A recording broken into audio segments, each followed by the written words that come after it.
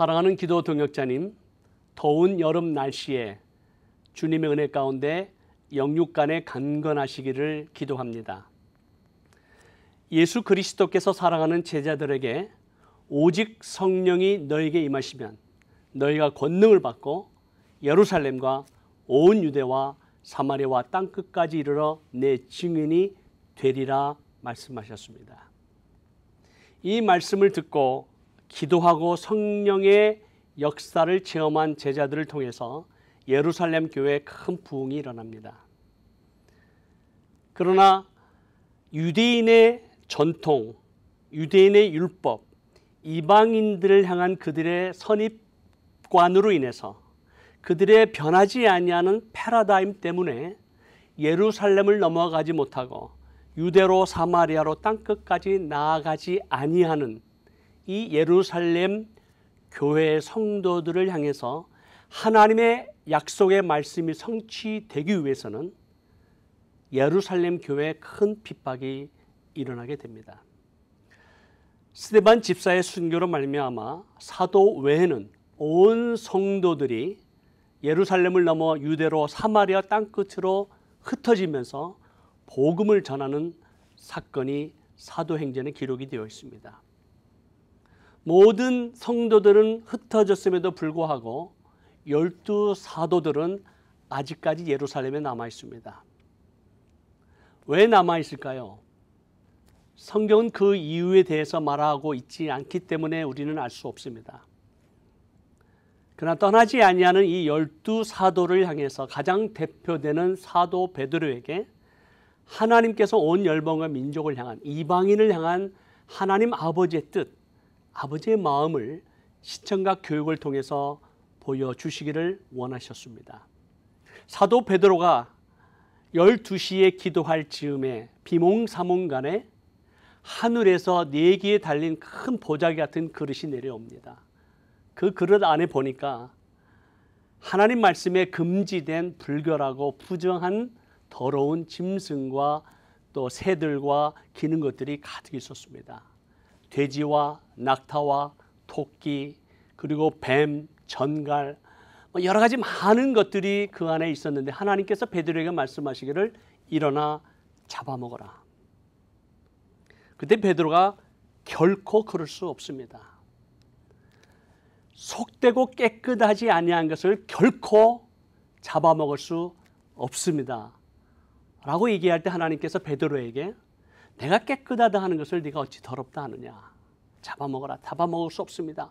이 일이 3번 있은 이후에 베드로는 하나님과의 대화를 통해서 이 의미를 깨닫지 못하고 있었을 때에 요바로부터 종이 왔습니다.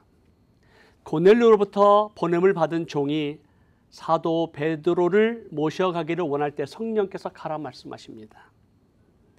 베드로가 고넬료의 집에 가긴 하지만 그 당시 이스라엘 민족을 점령하고 그 땅을 정복하고 있었던 이태리 로마 사람들, 특별히 이방인들, 또 군인이었던 백부장을 상대한다라고 하는 것은 그들의 관습에서 참 어려운 문제입니다. 그래서 고넬료를 만날 때에 베드로가 이렇게 말하죠. 왜 나를 불렀느냐. 그 당시 고넬료는 하나님을 경외하고 늘 기도하고 많은 사람들을 구제하는 선한 사람이었습니다. 칭찬을 받는 사람들이었습니다. 베드로가 복음을 전할 때 고넬료를 중심으로 한 많은 사람들이 하나님의 영이 임하심으로 말미암아 예루살렘에서 있었던 똑같은 성령의 역사, 방언의 역사, 수많은 표적과 기적이 일어나는 것을 보고 베드로가 깜짝 놀랍니다. 그 당시 이방인들에게, 개나 돼지보다 못한 이방인들에게, 선택받지 못한 이들에게 거룩한 하나님의 영, 성령이 어떻게 임하고 우리가 똑같은 성령의 역사가 일어날 수 있는가. 그제서야 베드로는 유대인만의 하나님이 아니라 온 열방과 민족의 하나님이라는 사실을 깨닫게 됩니다. 기도 동역자님, 베드로가 성령 충만하지 못했습니까? 아닙니다.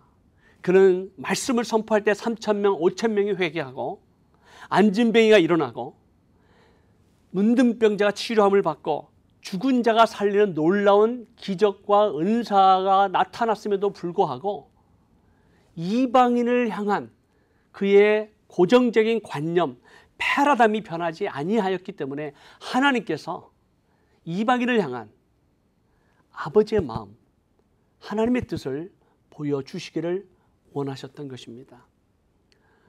오늘날 이 시대에 많은 교회 지도자들 가운데, 성도들 가운데 교회에서 열심히 봉사하고 충성하고 있지만 이방인을 향한, 여러 민족을 향한 복음을 증거하는 해외 선교에 대한 그 중요성과 당위성과 필요성을 아직 느끼지 못하는 분들이 많이 있습니다. 현대 선교의 아버지라고 말한 윌리엄 캐리는 그의 직업은 구두 수선공이었습니다.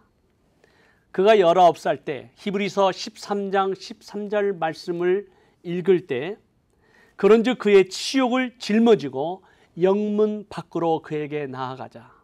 이 말씀으로 큰 도전을 받고 세상과 타협하는 그의 신앙을 회개하고 그의 삶을 하나님 앞에 전적으로 드리기로 헌신하게 됩니다. 신학을 공부하는 목사가 되었을 때 쿡 선장이 지은 책 가운데 마게도니아로 건너와 우리를 도우라라고 하는 수많은 이교도를 향한 그 복음의 정당성과 필요성을 역설하는 그 글을 읽으면서 큰 도전을 받게 되고 복음을 전하지 아니하는 것, 이교도들에게 복음을 전하지 아니하는 것은 명예와 이익이 뒤따르지 아니하기 때문에 순종하지 아니하는 것이다라고 하는 것을 깨달으면서 해외 선교에 대해서 관심을 갖게 되고 교회의 본질과 사명이 선교라고 하는 것을 깨닫게 됩니다. 그래서 그는 1792년에 이교도 개종에 대한 크리스찬의 의무라고 하는 소책자를 발간하면서 많은 교회들과 모임들 가운데 그는 해외 선교의 중요성과 당위성을 설교하기 시작합니다. 그러면서 그가 설교하기를 Expect great things from God. Attempt great things for God. 하나님으로부터 위대한 일을 기대하고 하나님을 위하여 위대한 일을 시도하라고 하는 말씀으로 도전하게 됩니다. 그가 어느 목사님들 모임 가운데 해외 선교에 대해서 도전하고 얘기할 때에 한 목사님이 이렇게 말했다고 합니다. 젊은이, 전지전능하신 하나님께서 자네와 우리의 도움 없이도 하나님은 얼마든지 구원시킬 수 있고 복음을 전하실 수 있네. 안 깨나. 그런 도전 가운데에서도 그는 해외 선교에 대한 중요성을 도전을 깨닫고 있었기 때문에 32살에 인도 선교사로 헌신하게 됩니다. 가족과 교회 성도들의 극심한 반대에도 불구하고 그는 자신의 삶을 들여 인도로 건너가 복음을 전하기 시작합니다. 그리고 인도와 그 주위에 있는 여러 민족들의 언어로 된 성경을 번역하기 시작하고 열매가 없지만 그러나 복음의 씨앗을 뿌려 나갈 때 훗날 놀라운 복음의 역사, 교회 개척 운동이 일어나게 됩니다. 1834년 73살에 그가 살아가던 인도 땅에 묻히기까지 복음을 향한 열정, 선교에 대한 헌신, 그리고 복음을 향해서 그가 뿌렸던 수많은 복음의 씨앗들로 인해 놀라운 열매를 거두게 됨으로 말미암아 그와 그를 따르는 수많은 선교사들에 의해서 영국은 세계 선교를 향한 제사장 국가로 존귀하게 쓰임을 받게 됩니다. 그뿐만이 아니라 이 영국과 독일 그리고 세계 선교에 함께 동참하는 많은 선교 단체와 교회들이 일어나기 시작합니다. 그 당시 영국은 조지 휘필드와 요한 웨슬리를 통해서 놀라운 영국의 부흥 운동이 일어나고 있었지만 그 당시 모든 지도자들은 주님의 지상태의 명령은 그 당시 사도들에게만 국한된 것이라고 생각을 했습니다. 그래서 세계 선교, 해외 선교, 복음을 이방인들에게 복음을 전한다는 것에 대해서 전혀 생각하지 못했던 그 당시 한 사람이 하나님의 부르심 앞에 순종함으로 말미암아 영국이 변화되고 세계 선교를 감당했던 것처럼 오늘날 이 시대에 우리가 갖고 있는 선교에 대한 여러 가지 패러다임들 그것이 오늘 창조적인 새로운 방법들을 역사하는 성령의 세미한 음성을 듣고 세계 선교에 다시 한번 헌신하고 열정을 가지고 온 열방과 민족을 향해서 나아가는 놀라운 역사가 일어나기를 간절히 소원합니다. 다시 일어나야 될 때입니다.